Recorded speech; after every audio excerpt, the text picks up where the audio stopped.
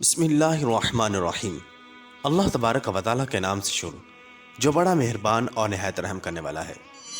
پیارے دوستو، آج کی اس ویڈیو کے اندر ہم آپ کو بیان کریں گے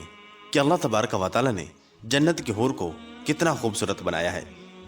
اور اللہ تبارک و تعالیٰ نے اس کو کیسے اور کیوں تخلیق فرمایا ہے۔ کیا جنت کی حوروں کو حضرت آدم علیہ السلام اور حضرت اماں حوا سلام اللہ علیہا سے پیدا کیا گیا ہے یا نہیں؟ اور کیا جنت کی حوروں کو مٹی سے بنایا گیا ہے یا کسی اور چیز سے بنایا گیا ہے؟ اور جب دنیا کے اندر میاں بیوی آپس میں لڑتے ہیں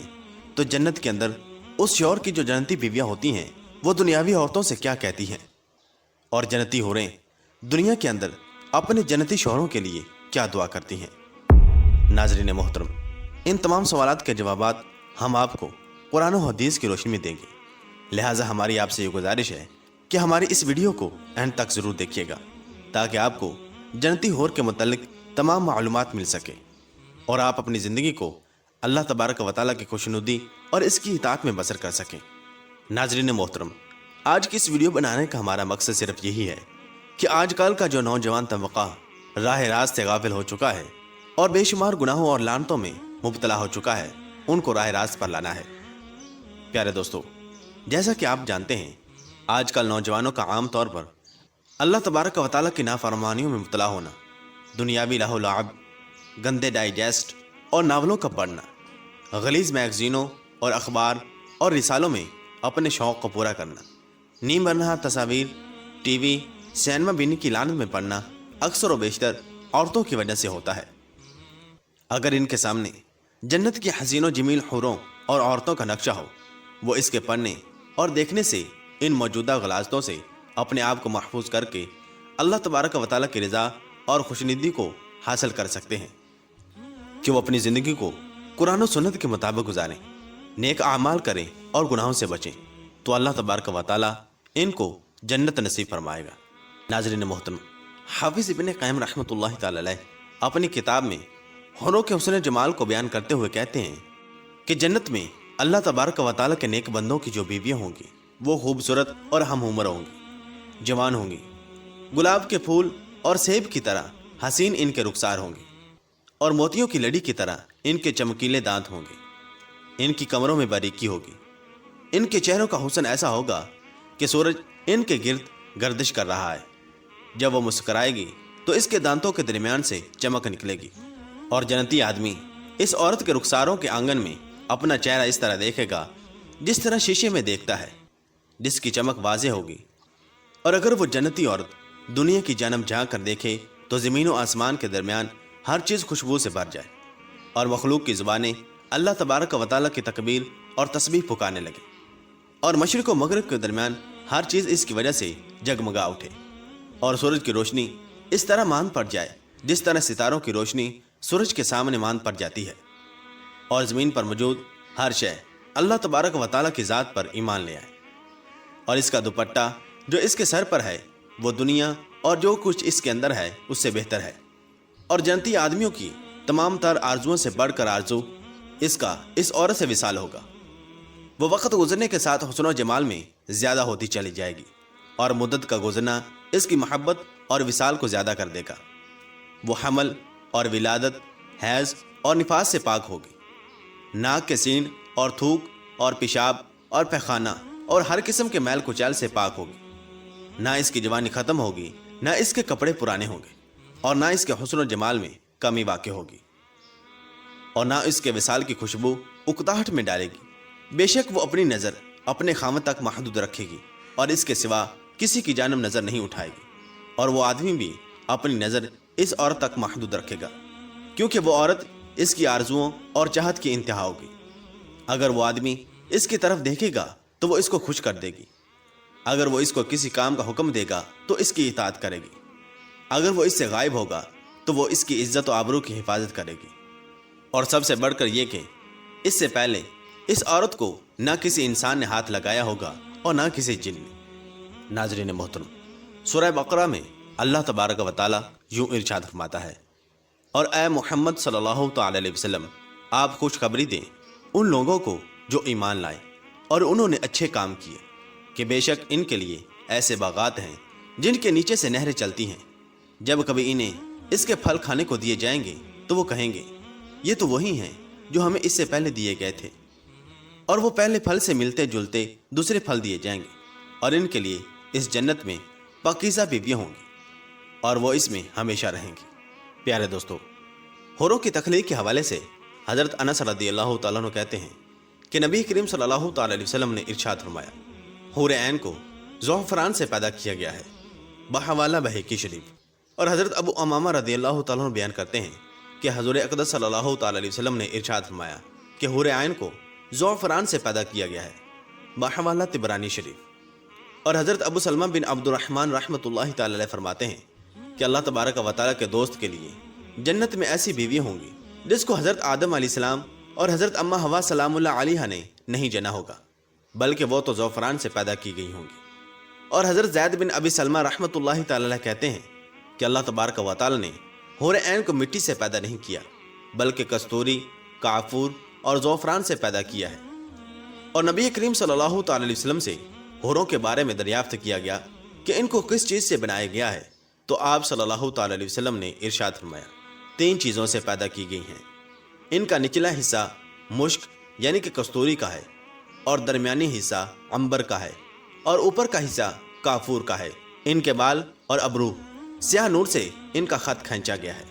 बहवाला तिरमिज़ी शरीफ। और हज़ूर अक़दस सल्लल्लाहु ताला अलैहि वसल्लम से रिवायत है कि आप सल्लल्लाहु ताला अलैहि वसल्लम ने इरशाद फरमाया कि मैंने हज़रत जिब्राईल अलैहिस्सलाम से पूछा और कहा कि मुझे बतलाओ कि अल्लाह तबारक व तआला हूर ऐन को किस तरह पैदा फरमाते हैं। तो उन्होंने कहा, अल्लाह तबारक व तआला इनको अंबर और ज़ौफ़रान की शाखों से पैदा फरमाते हैं, फिर इनके ऊपर खैमे नस्ब कर दिए जाते हैं। सबसे पहले अल्लाह तबारक व तआला इनके पस्तानों को खुशबूदार गोरे रंग की कस्तूरी से पैदा फरमाता है, इस पर बाकी बदन की तामीर करता है। बहवाला तज़किरतुल क़ुर्तुबी शरीफ। और हज़रत इब्ने अब्बास रज़ियल्लाहु तआला अन्हु बयान करते हैं कि अल्लाह तबारक व तआला ने हूर ऐन को पाँव की उंगलियों से इसके घुटने तक ज़ौफ़रान से बनाया है, और इसके सीने से गर्दन तक शोले की तरह चमकने वाले अंबर से बनाया है, और इसकी गर्दन से सर तक सफ़ेद काफूर से तख्लीक किया है, और इसके ऊपर गुले लाला जैसी 70 पोशाकें होंगी। जब वो सामने आती है तो इसका चेहरा ज़बरदस्त नूर से ऐसे चमक उठता है जैसे दुनिया वालों के लिए सूरज चमकता है। और जब वो सामने आती है तो इसके पेट का अंदरूनी हिस्सा लिबास और जिल्द की बारीकी की वजह से दिखाई देता है। इसके सर में खुशबूदार कस्तूरी के बालों की चोटियां हैं। हर एक चोटी को उठाने के लिए एक खिदमतगार होगी जो इसके किनारे को उठाने वाली होगी।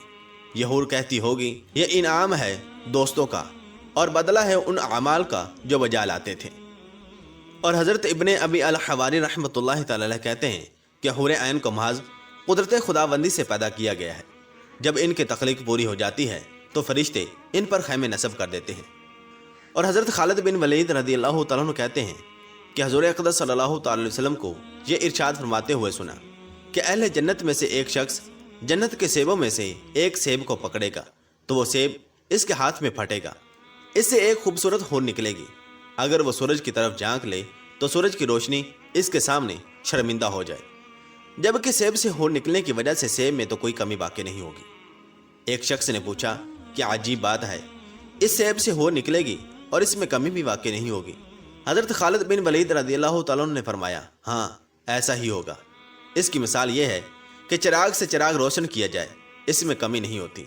अल्लाह तबारक व तआला जो चाहता है इसके करने पर कादिर है। बहवाला तफसीर क़ुर्तुबी जिल्द नंबर 17 सफ़ा नंबर 133। और हज़रत इक्रमा रज़ियल्लाहु तआला अन्हु रिवायत करते हैं कि नबी करीम सल्लल्लाहु ताला अलैहि वसल्लम ने इरशाद फरमाया कि हूर ऐन तादाद में तुमसे बहुत ज़्यादा हैं। वो अपने खामदों के लिए दुआ करती हैं कि ए अल्लाह, मेरे इस खामद के दीन के मामले में मदद फरमा और इसके दिल को इताअत की तरफ मुतवज्जे फरमा, और या अरहमर राहिमीन अपने क़ुर्ब के साथ इसको हम तक पहुँचा दे। और हज़रत मुआज़ बिन जबल रज़ियल्लाहु तआला अन्हु रिवायत करते हैं कि नबी करीम सल्लल्लाहु ताला अलैहि वसल्लम ने इरशाद फरमाया कि कोई औरत दुनिया में जब भी अपने खामद को इज़ा और तकलीफ़ पहुँचाती है तो इसकी बीवी हूर ऐन जन्नत में कहती है, अल्लाह तबारक व तआला तुझे कत्ल करे, इसको इज़ा मत दो, ये तुम्हारे पास कुछ वक़्त का मेहमान है, वो वक़्त करीब है कि ये तुम्हें छोड़कर हमारे पास आ जाएगा। और हज़रत इब्ने ज़ैद रहमतुल्लाहि तआला अलैह फरमाते हैं کہ جنت کی حور کو جب کہ وہ جنت میں موجود ہے کہا جاتا ہے کیا تو پسند کرتی ہے کہ اپنے دنیا کے خامد کو دیکھے؟ تو وہ کہتی ہے ہاں، کیوں نہیں۔ چنانچہ اس کے لیے پردے ہٹا دیے جاتے ہیں اور اس کے خامد کے درمیان دروازے کھول دیے جاتے ہیں، حتیٰ کہ وہ اس کو دیکھتی اور پہچان رکھتی ہے اور ٹکٹکی لگا کر دیکھتی رہتی ہے، اور یہ کہ وہ اپنے خامد کو دیر سے آنے والا سمجھتی ہے۔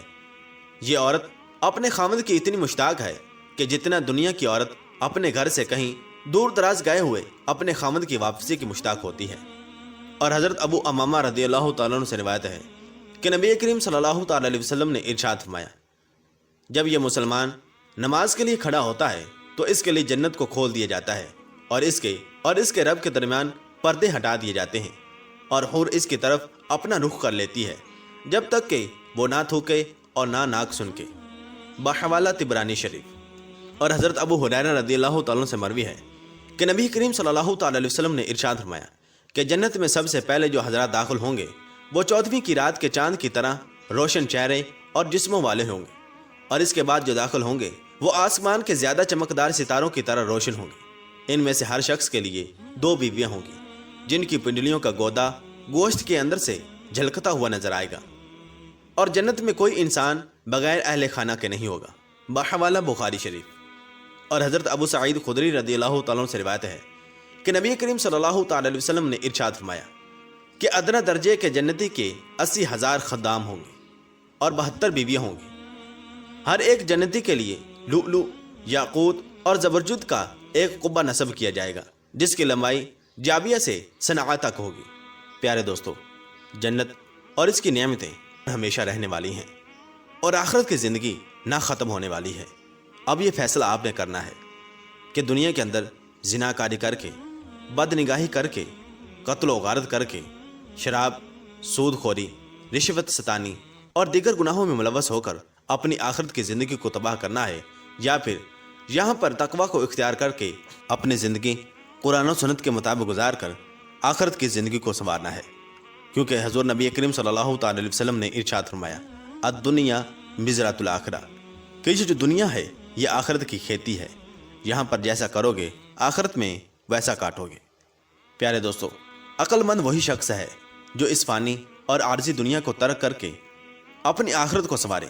جو کہ ہمیشہ رہنے والی ہے، جہاں پر یا تو انسان کو جنت ملے گی یا پھر جہنم۔ اس لیے ہمیں چاہیے